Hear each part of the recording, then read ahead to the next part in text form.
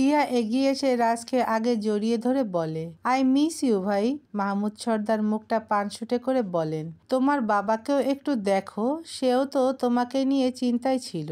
হিয়া মৃদু হেসে মাহমুদ সর্দারের দিকে চেয়ে বলে, তুমি তো মায়ের সাথে ঝগড়া করতে, আমাকে নিয়ে ভাবতে কখন? রাজ হেসে দিয়ে বলে, একেই বলে এক হাতে সব সামলানো বাবা। আমি আমার পুরো পরিবারকে নিজের বুদ্ধি দিয়ে সামলে চলি। হয়েছে, নিজের গুণগান আর করতে হবে না, এবার এটাকে নিয়ে বিদায় হও।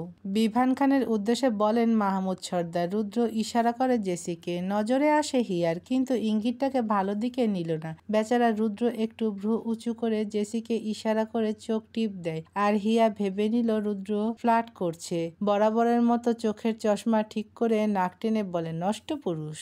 কথাটা কানে গেল রাজের। হিয়ার দিকে চোখ রেখে দেখতে পায় হিয়ার চাহনি রুদ্রের দিকে। ব্যাপার কিছুই বুঝলো না রাজ। এই নষ্ট পুরুষ বলার কারণটা আবার কি? জেসি এগোতে নিবে অমনি বিভান খান তার পাশে লুকিয়ে রাখা ক্রস ফায়ার নিয়ে এদিক ওদিক চালাতে শুরু করেন। এক জায়গায় দাঁড়িয়ে থাকা সবাই এদিক সেদিক ছুটছে। সবাই নিজেদের জীবন বাঁচাতে পালিয়ে গেল। মাহমুদ সর্দার, রাজ, রুদ্র, জেসি একদিকে, মালিনী খান, হিয়া, মায়া আরেকদিকে। এরা পিছন থেকে দেখতে পায় সামনের লোকেদের। অন্যদিকে লুকিয়ে পড়ে আদ্র ও শিয়ার হাত ধরেই পালায় আদ্র। মেয়েটা যে ভীতু, গুলির শব্দে এক জায়গায় ভয়ে দাঁড়িয়ে থাকবে, কিন্তু পালানোর সাহসটাও পাবে না। তাই আদ্র হাত ধরে নিয়ে আসে। তাজ আছে যারার পাশে।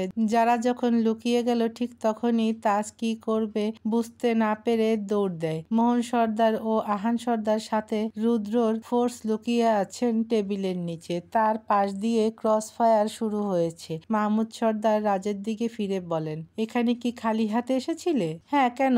মিষ্টি হাতে আসার কথা ছিল নাকি? মাফিয়ার সাথে যুদ্ধ করতে এসেছো খালি হাতে? এবার নিজেকে রক্ষা করবে কিভাবে? আরে বাবা, সিআইডি অফিসার থাকতে আমি আবার আমার গ্যাং আনবো কেন? আব্বে বেটা রুদ্র, তোমার ফোর্স কোথায়? ওরা আমার পারমিশন ছাড়া অ্যাকশন নিতে পারবে না। তো দেও পারমিশন। দুঃখিত ব্রো, আমি যাকে পারমিশন দেই সে আমার পিছনে দাঁড়িয়ে। রাজ দেখলো জেসি ওর পিছনে। জেসি রুদ্রের কানে কানে বলে, আমার ব্লুটুথ কান থেকে পড়ে গেছে, এদিকে আসবার সময়। ওদেরকে তো জানানো পসিবল না স্যার। হিয়া দেখছে আর রাগে ফুঁসছে। এই নষ্ট পুরুষের এখানেও নষ্টামি করতে হবে? হিয়া ফুঁসতে ফুঁসতে বলে, সব জায়গায় মেয়েবাজি করতে হয়, নষ্ট পুরুষ একটা। রুদ্র যখন শুনল জেসির ব্লুটুথ নেই তখন বুঝলো তাকেই জীবনের ঝুঁকি নিতে হবে। এই মেয়ে যে এমন কাণ্ড ঘটাবে বুঝতে পারিনি। রাগ বাড়ল রুদ্রের। জেসি অপরাধীর মতো কান ধরে বলে, সরি স্যার। হিয়া চোখ বড় বড় করে বলে, আবার কান ধরে ঢং। মালিনী কিছু বুঝতে পারছে না হিয়া এমন করছে কেন, তাই হিয়ার দিকে ফিরে বলে, তোর কি হলো? কিছু না মা, ওদিকে তাকাও, তোমার ভাইকে দেখো। রুদ্র বের হতে নেয়, হিয়া দেখে হাত লম্বা করে। ভয়ে তার বুক কেঁপে ওঠে, কিন্তু রুদ্র এক পা যেই বার করে জেসি আটকে নেয়। রুদ্রের হাত ধরে বলে, রিস্ক নিবেন না স্যার, ওটা ক্রস ফায়ার। হিয়া কাঁদো কাঁদো মুখ করে দেখছে। মায়া এবার দেখলো সবার দিকে। হাতে থাকা ফোন দিয়ে রাজকে মেসেজ দেয়। টেবিলের নিচে মেজ বাবা আছেন, রুদ্রকে বলুন ওনাকে মেসেজ দিতে, তাহলেই কাজটা সহজ হবে। রাজ মেসেজ দেখালো রুদ্রকে। রুদ্র ঠিক তাই করে। আহান সর্দারকে মেসেজ দিয়ে জানায়। আহান সর্দার যেই সবাইকে জানান সবাই অ্যাকশন নিতে যাবে, অমনি বিভান খানের পিছন থেকে তাকে কেউ গুলি চালালো। বিভান খানের হাত থেমে যায়। ঘাড় কাত করে পড়ে যেতে নিলেই টেবিলে ভর করে পিছনে ঘুরে দেখেন যারা দাঁড়িয়ে আছে। মুখে হাসি ফোটালেন বিভান খান। যারা গুলি করেই যাচ্ছে। বিভান খানের বুক বরাবর গুলি করা হয়। যারা কান্না মিশ্রিত কণ্ঠে বলে, আমার বাবাকে খুন করার অপরাধ ও আমার মাকে ধর্ষণ করে খুন করার অপরাধ হিসেবে আপনি সামান্য শাস্তি পেলেন। বিভান খান মাটিতে পড়ে যায়। বেরিয়ে আসে এক এক করে সবাই। বিভান খানকে দয়া দেখানোর এখানে কেউই নেই। সবাই তার নির্মম অবস্থা দেখে চুপ করে আছে। নিজের বোনটাও শান্তি পাচ্ছে ভাইয়ের মৃত্যুতে। বিভান খানের কাছে এসে মালিনী বলে, কর্মফল এমন পেয়েছো যে আজ তোমার বিদায় বেলায় কারো মনে তোমার জন্য হাহাকার নেই। তোমার বিদায় দেখে সবাই শান্তি পাচ্ছে ভাই। নিজের পরিচয় এমন করেছো যে কেউই তোমার শেষ যাত্রায় এসে একটু কান্না করলো না। এই জীবনের মূল্য কোথায়? বলেই উঠে চলে আসে মাহমুদ সর্দারের পাশে। বিভান খানের নিঃশ্বাস চলছে। যারা এগিয়ে এসে রুদ্র রুদ্র ও জেসির সামনে দাঁড়ায়, সবার দিকে তাকিয়ে বলে, আমাকে আদালতে নিলেও আমি আপত্তি করব না। রুদ্র জেসিকে ইশারা করে। জেসি ওর লোকেদের জানায়, এই কেসকে এমনভাবে সাজাও যেন মিসেস জারার কোনো অন্যায় নেই। Okay ma'am. হিয়া ভ্রু কুঁচকে তাকালো। তার মানে জেসি কোনো অফিসার? মনে মনে বলে, বাব্বা, নষ্ট পুরুষ তাহলে একটা অফিসারের সাথে ডেটিং করে, তাতে আমার কি? আমি ওর থেকেও ভালো কাউকে জোটাবো। অনেক হয়েছে নিজেকে একা রেখে শাস্তি দেওয়া, আমি এবার উল্টো নিজের সুখ দেখব। রুবি ভিতরে এসে বলে, ভিডিও করেছি আমি, এগুলো এডিট করে পাঠিয়ে দিব। সবাই এক একজনের দিকে চাওয়াচাই করে নেয়। রুদ্র যেই হিয়ার দিকে চোখ রাখে, হিয়া মুখ ভেঙচি দিয়ে মায়ার কাছে এসে বলে, শেষমেশ ভাই আর মায়াবতীর ইচ্ছা পূরণ হলো, এবার দ্রুত চলো, আমার ভাগ্নের কাছে যাব তো। যে যার মতো কথা বলছিল। মোহন সর্দার চেয়ে আছেন মায়ার দিকে। তার বাবার ইচ্ছা অনুসারে মায়ারাজের মিলন হয়েছে। সবাই সবার স্থান থেকে ঠিক ছিল, শুধু তিনিই ভুল ছিলেন। আজও মনে আছে মায়া মানে তার মেয়ে মোহনার আর্তনাদ। নিজেকে ঠায় দাঁড়িয়ে রাখলেন এক জায়গায়। এদিকে বিভান খানকে উঠিয়ে নিয়ে যাওয়া হচ্ছে। নিঃশ্বাস আছে এখনো তার। বিভান খান এবার সুযোগ বুঝে একজনের পকেট থেকে রিভলভার নিয়ে তাক করে মায়ার দিকে। মায়ার উদ্দেশ্যে হাঁফিয়ে বলেন, আমার জীবনের বড় শত্রু তুই। তুই আসার পর আমার রাস্তার কাঁটা বেড়েছে। এর আগে কেউ পারেনি আমার বরবাদ করতে। আজকে আমি শেষ হলেও তোকে শেষ হতে হবে। বলেই যেই ট্রিগার চাপ দেয় অমনি রাজ আসতে নেয় মায়ার সামনে, কিন্তু মায়া রাজকে ধাক্কা দিয়ে সরিয়ে দেয়। এর মধ্যেই মোহন সর্দার দ্রুত এসে দাঁড়ালেন মায়ার সামনে। ঠিক তখনই শাহানা পারভিনকে হুইল চেয়ারে করে আনে আয়রা। আদ্র একবার জানিয়েছিল বিভান খানের খেল খতম, শাহানা পারভিনকে নিয়ে এজন্যই আসে। শাহানা পারভিন আদো আদো কণ্ঠে জানায় সে এখানে আসবে, না হলে অস্থির হয়ে যাচ্ছিলেন তিনি। নীরব পরিবেশে হুইল চেয়ারের শব্দ পেয়ে সেদিকে চোখ রাখে মায়া। মোহন সর্দার নিজেও আহত অবস্থায় ভাঙা কাঠের দরজার দিকে চোখ রাখেন। নিজের প্রথম বউকে দেখে তিনি নিজের দিকে একবার তাকান। শাহানা পারভিন সেদিন হাঁপাতে হাঁপাতে বলেছিলেন, সন্তানের দিকে তাকিয়ে সংসার করি মোহন, বিয়ে যখন করেছো এটাকে ধরে রাখতে হয়। আমার তো দোষ নেই, তুমি তো নিজের ইচ্ছার বিরুদ্ধে বিয়ে করেছিলে, এখন আমাকে ছেড়ে দিতে চাও কেন? মেয়েদের নিয়ে আমি কোথায় যাব?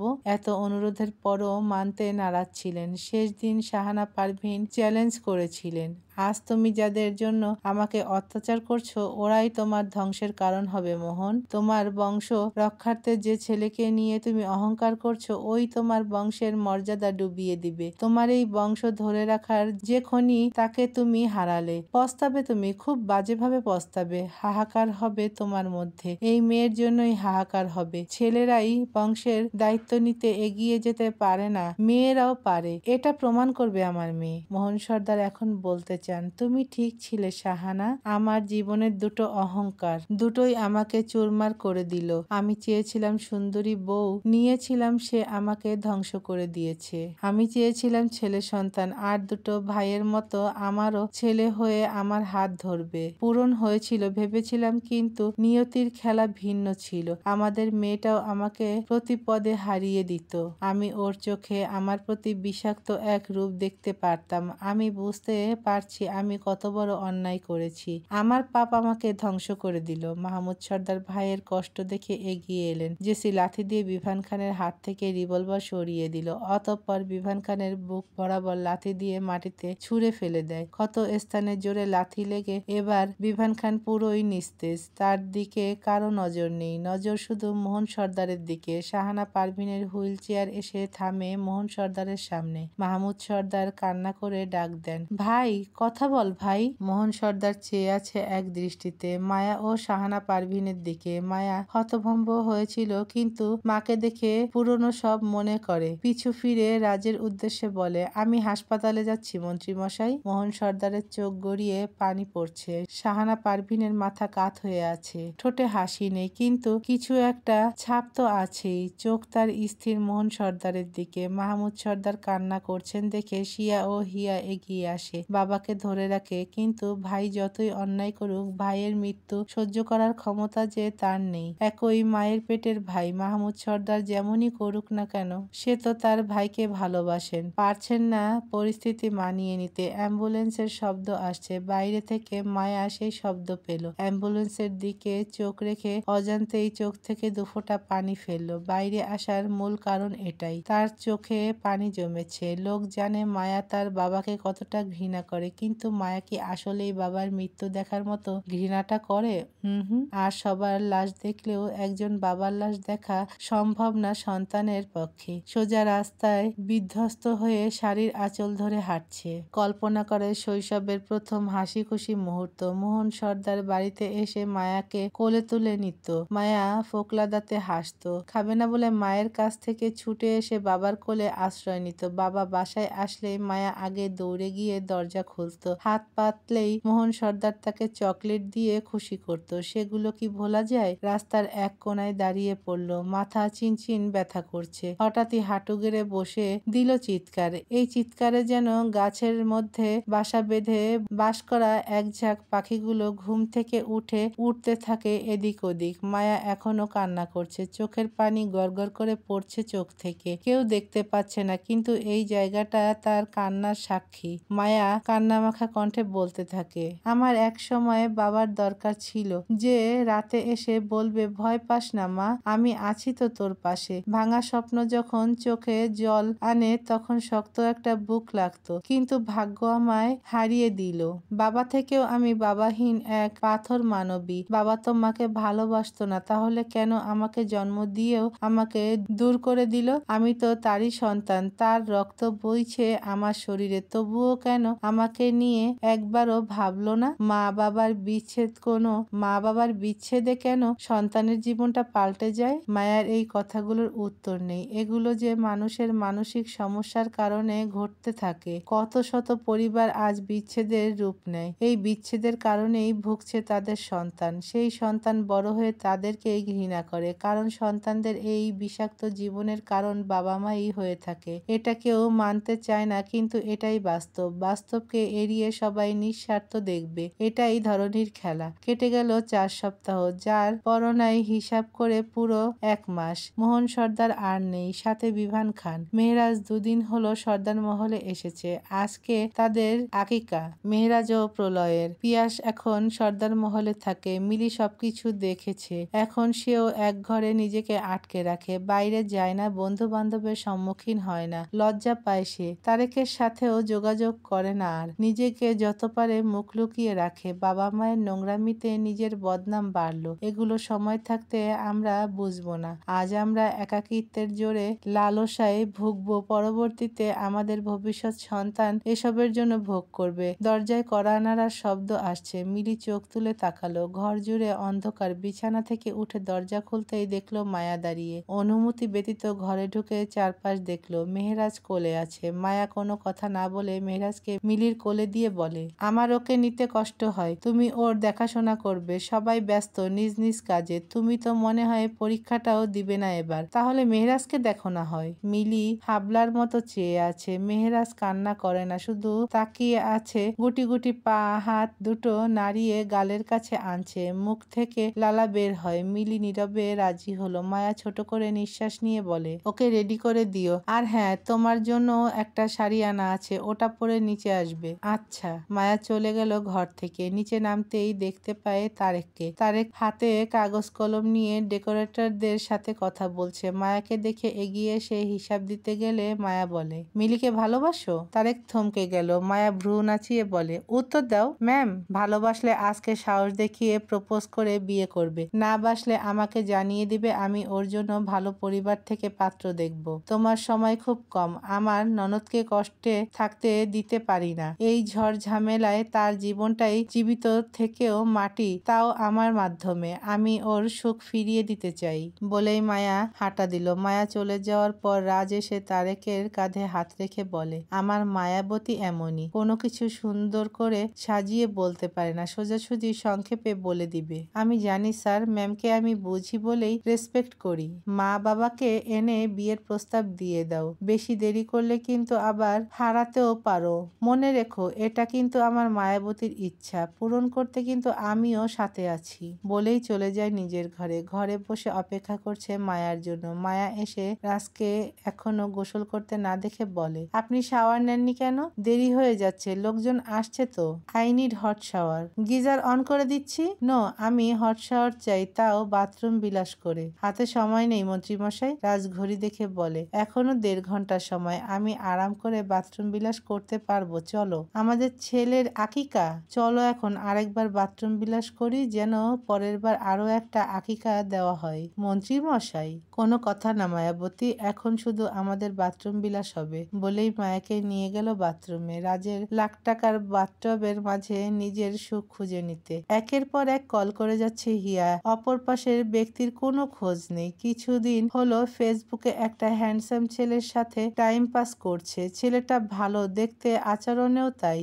একবারই সাক্ষাৎ হয় দুজনের। মাহমুদ সর্দারকে জানিয়েছে এই ব্যাপারে। আজকে আসতে বলেছেন মাহমুদ সর্দার। ছেলেটি আসবে জানিয়েছে। এখন সময় পার হয়, কিন্তু ছেলেটার খবর নেই। দূরে দাঁড়িয়ে হাত মুঠ করে দেখে যাচ্ছে রুদ্র। হিয়ার আপ্রাণ চেষ্টা দেখে খানিক পর এগিয়ে এসে বলে, অপর প্রান্তের তোর আশিককে পাচ্ছিস না হিয়া পাখি? হিয়ার পেছনে ঘেঁষে কথা বলাতে রুদ্রের মুখের নিঃশ্বাস পিঠে এসে বাড়ি খায়। আজকে হিয়া শাড়ি পরেছে, আহামরি ভারী না, মায়ার ফ্যাশন হাউস থেকে হালকা সিল্কের শাড়ি। পিঠ কিছুটা দেখা যাচ্ছে, সেখানেই বাতাস পেল। পিছনে ঘুরে চশমা ঠিক করে রাগ দেখিয়ে বলে, আমার আশিক না, আমার হবু বর। কোথায় সে? জাহান্নামে। আপনার কোনো সমস্যা? না, জাহান্নামে থাকলে আমার ভালোই হবে। জান্নাতের দিকে যেন নজর না দেয়, তাহলে আবার জাহান্নামে পাঠিয়ে দিব। কি বুঝাতে চাইছেন? ধরেছে। কি? ওই দেখ, কল ধরেছে। হিয়া মোবাইল কানে নিয়ে হ্যালো বলতেই ওপাশ থেকে জানায়, আমি খুব অসুস্থ, আমার হাত পা সব জায়গায় হাড় ভেঙে গেছে, আমি হাঁটতে পারছি না। তোমার এই অবস্থা কিভাবে হলো? গাড়ি করে আনন্দের সাথে বাবা মাকে নিয়ে আসছিলাম, হুট করে দুটো গাড়ি সামনে এসে আমার ওপর বিনা কারণে উদুম কেলানি দিতে থাকে। জানো তো, আমার আর চাকরিতেও যাওয়া হচ্ছে না। এজন্য এরাই আমাকে চাকরির ব্যবস্থা করে দিবে, এমনকি ফ্রিতে চিকিৎসার ব্যবস্থা করে দিল। এ কেমন অদ্ভুত ডাকাত, নিজেরা মেরে নিজেরা সার্ভিস দেয়। হিয়া বলে, তাহলে আমি আসছি। তুমি কোন হাসপাতালে আছো? না না, তুমি এসো না। তুমি আমার জীবনে না থাকলে ডাকাত দল আরো বেশি সার্ভিস দিবে। তুমি থাকলে আমাকে চাকরি তো হারাতে হবেই, কবে জানি জীবনটাও হারিয়ে যায়। ডাকাতের নজর আমার দিকে, তুমি আর নজর দিও না। হিয়া রাগে গজগজ করে বলে, তুমি বলেছিলে জমের দুয়ারে গেলেও তুমি আমার হাত ছাড়বে না, সামান্য ডাকাত আসাতেই ছেড়ে দিচ্ছ? ডাকাত তো জমকে ছাড়িয়ে আমাকে সোজা কবরস্থানে পাঠিয়ে দিতে চায়। জমের দুয়ারে গেলেও বুঝে শুনে যেতে পারতাম। এটা তো বিনা টিকিটে সার্ভিস দেওয়া ডাকাত। এই সুযোগ হাতছাড়া করতে চাই না। একবার রুদ্রের দিকে তাকিয়ে রাগে ফুঁসতে ফুঁসতে বলে, কাপুরুষ, রাখ তোর ফোন। হিয়া ফোন রাখতে রুদ্র শীষ বাজিয়ে বলে, ওটাও গেল?